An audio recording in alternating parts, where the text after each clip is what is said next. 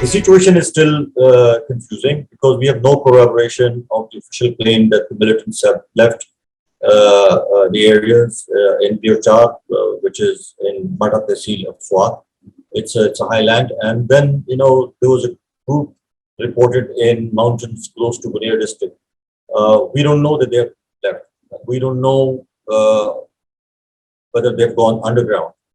All that we are hearing is that some of them have left, along with the families. We've been hearing reports of some of the families actually coming back to resettle, because the situation in Afghanistan for them, they're living there as refugees, and they are on hard times. It's difficult to make ends meet. So some of them, there were reports some of the families have actually returned to Swat, but they were living there, like any other, peaceful citizen. But lately, like a month ago, we started getting reports that, militants were returning, the armed militants actually were returning, and there were reports of them, popping up here and there, going to some shop close by, or, getting into an encounter with here and with people. And then there was this incident in Upper Dir, where a PTI MPA, his vehicle was attacked, and 3-4 people of his family were killed. He himself was wounded and is still being treated at a hospital. That was the first tell sign of the militants' presence in Upper Dir and also in Swat. And when these reports, started doing the round of social media, there was, radio silence. There was no word from the government, no word from the police, no word from the military. So, which all added to, speculation, rumors, unconfirmed reports.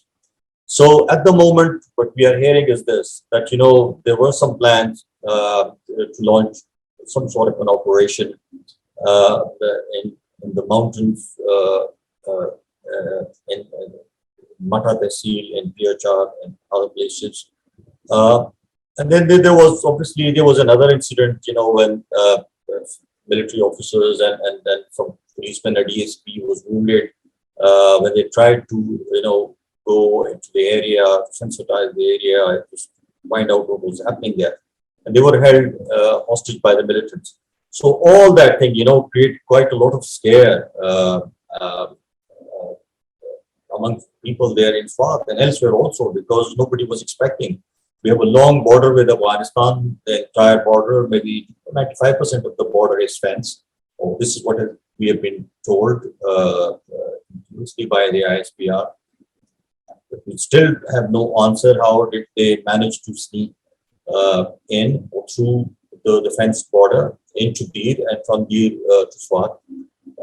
But I think, there has to be some explanation for what happened and what is happening. Obviously, they can only go back to Afghanistan.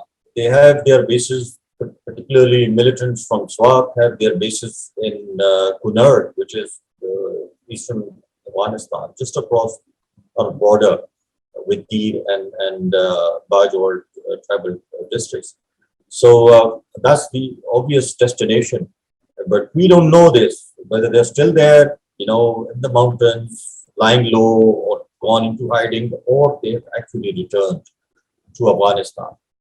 The main problem, the negotiations, the negotiations are being held in total secrecy. Nobody knows what is happening or what has been decided or not decided. There are two different versions, or at least one version, and this version is coming from the TTP. They have their own,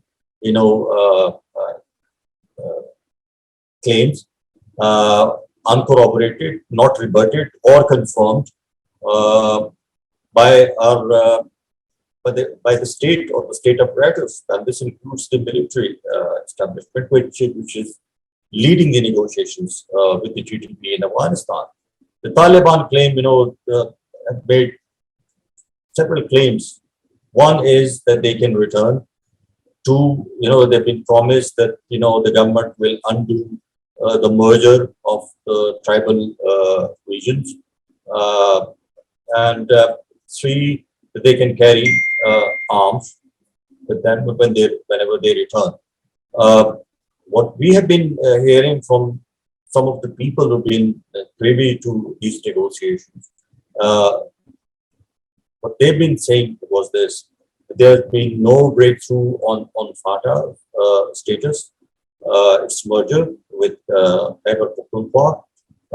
That militants can return only if they are unarmed, and they can return to their respective tribes, who will take responsibility for their protection and safety. But nothing officially has come from the government on this, and this has added confusion.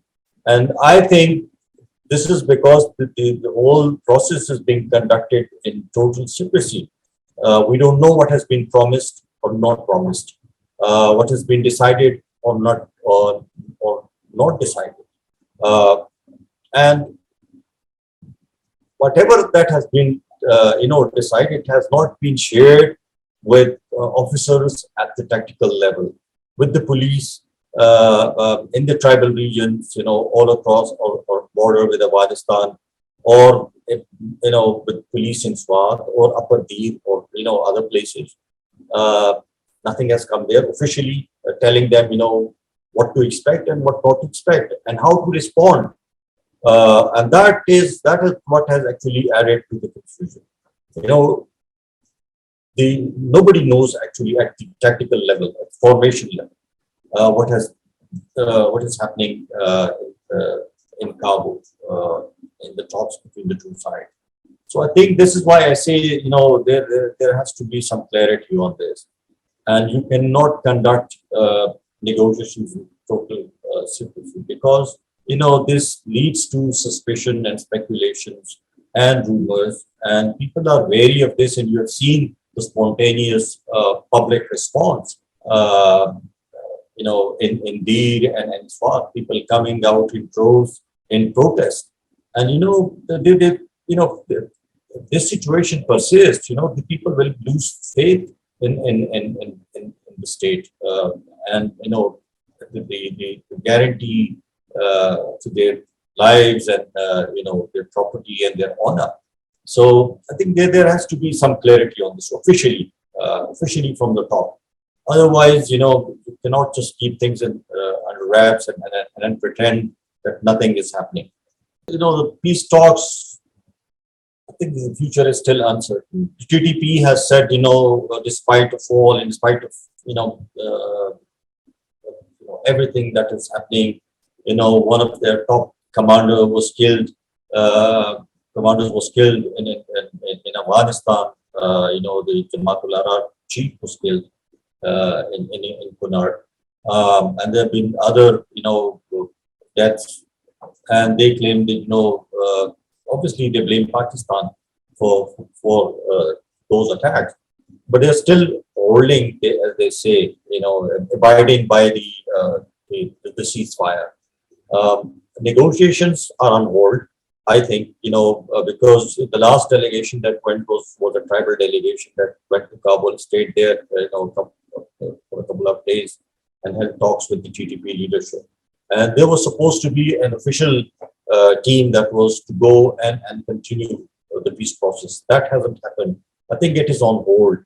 I think the military establishment is taking stock of the situation on the ground, and probably firming up their response and their strategy on how to pursue things with the TTP and also with the Afghan Taliban.